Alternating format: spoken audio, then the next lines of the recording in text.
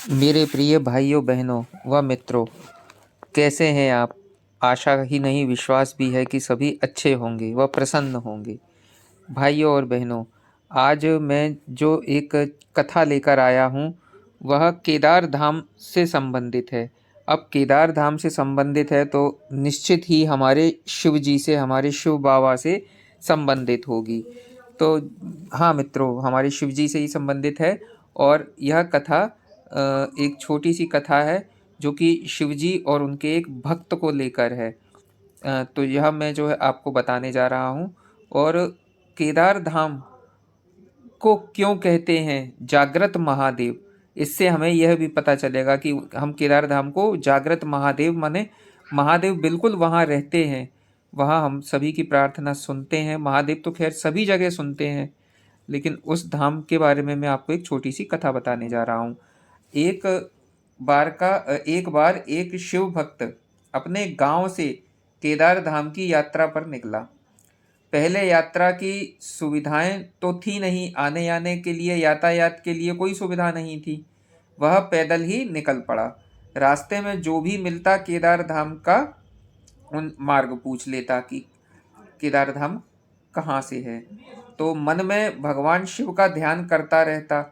चलते चलते उसको महीनों बीत गए। आखिरकार एक दिन वह केदार धाम पहुंच ही गया। केदार धाम में मंदिर के द्वार 6 महीने खुलते हैं और 6 महीने बंद रहते हैं। वह उस समय पर पहुंचा जब मंदिर के द्वार बंद हो रहे थे। पंडित जी को उसने बताया। वह बहुत दूर से यात्रा करके आया है। पंडित जी से प्रार्थना की, कृपा करके दरवाजे खोलकर प्रभु के दर्शन करवा दीजिए। लेकिन वहाँ का तो नियम है कि एक बार द्वार बंद हो गए तो बंद, नियम तो नियम होता है। वह बहुत रोया, बार बार भगवान शिव को याद किया कि प्रभु बस एक बार दर्शन करा दो। वह प्रार्थना कर रहा था सभी से, लेकिन किसी ने भी नहीं सुनी। पंडित जी बोले, अब यहाँ 6 महीने बाद आना। 6 महीने बाद यहाँ के दरवाजे खुलेंगे। यहाँ 6 महीने बर्फ और ठंड पड़ती है। और सभी जन वहाँ से चले गए। वह वहीं पर रोता रहा। रोते रोते रात होने लगी। चारों तरफ अंधेरा हो गया। लेकिन उसे विश्वास था अपने शिव पर कि वो जरूर कृपा करेंगे। उसे बहुत भूख और प्यास भी लगी थी। उसने किसी की आने की आहट सुनी। देखा एक सन्यासी बाबा उसकी ओर आ रहा है। वह सन्यासी बाबा उसके पास आया और पास में बैठ गया। पूछा, बेटा कहाँ से आए हो? उसने सारा हाल सुना दिया और बोला, मेरा आना यहाँ पर व्यर्थ हो गया बाबा जी। बाबा जी ने उसे समझाया और खाना भी दिया। और फिर बहुत देर तक बाबा उससे बातें करते रहे। बाबा जी को उस पर दया आ गई। वह बोले, बेटा मुझे लगता है सुबह मंदिर जरूर खुलेगा, तुम दर्शन जरूर करोगे।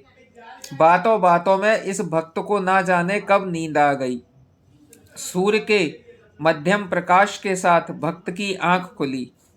उसने इधर उधर बाबा को देखा, किंतु वहां नहीं थे। इससे पहले कि वह कुछ समझ पाता, उसने देखा पंडित जी आ रहे हैं अपनी पूरी मंडली के साथ। उसने पंडित जी को प्रणाम किया और बोला, कल आपने तो कहा था कि मंदिर 6 महीने बाद खुलेगा और इस बीच में कोई नहीं आएगा यहाँ, लेकिन आप तो सुबह ही आ गए। पंडित जी ने उसे गौर से देखा, पहचानने की कोशिश की और पूछा, तुम वही हो जो मंदिर का द्वार बंद होने पर आए थे, जो मुझे मिले थे, 6 महीने होते ही वापस आ गए? उस आदमी ने आश्चर्य से कहा, नहीं, मैं कहीं नहीं गया। कल ही तो आपसे मिले थे।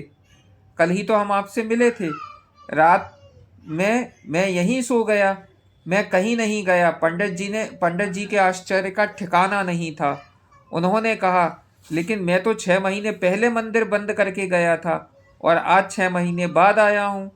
तुम 6 महीने तक यहाँ पर जिंदा कैसे रह सकते हो? पंडित जी और सारी मंडली हैरान थी। इतनी सर्दी में एक अकेला व्यक्ति कैसे 6 महीने तक जिंदा रह सकता है। तब उस भक्त ने उसको सन्यासी बाबा के मिलने और उसके साथ की गई सारी बातें बता दी कि एक सन्यासी बाबा आए थे। वे लंबे थे, उनकी बड़ी बड़ी जटाएं थीं, हाथ में एक त्रिशूल था और एक हाथ में डमरू लिए मृगशाला पहने हुए थे। पंडित जी और सब लोग उसके चरणों में गिर गए, बोले, हमने तो जिंदगी लगा दी किंतु प्रभु के दर्शन न पा सके। सच्चे भक्त तो तुम हो, तुमने तो साक्षात भगवान शिव के दर्शन किए हैं। उन्होंने ही अपनी योग माया से तुम्हारे 6 महीने को एक रात में परिवर्तित कर दिया, काल खंड को छोटा कर दिया। यह सब तुम्हारे पवित्र मन, तुम्हारी श्रद्धा और विश्वास के कारण ही हुआ है। आपकी भक्ति को प्रणाम है। हर हर महादेव, जय केदारनाथ।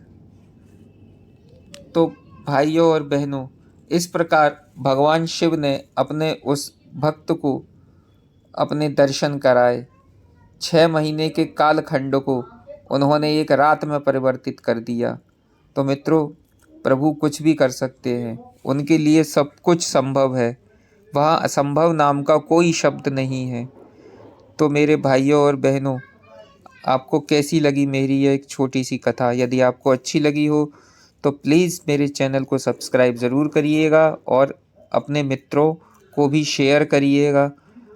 और मेरे प्यारे भाइयों बहनों, यह कथा हम सभी हिंदुओं तक पहुंचाने की कोशिश कीजिएगा। मिलते हैं आपसे एक ऐसी ही और कथा के साथ। तब तक के लिए मुझे आज्ञा दीजिए। नमस्कार मित्रों। हर हर महादेव। जय शिव शंभू भोलेनाथ।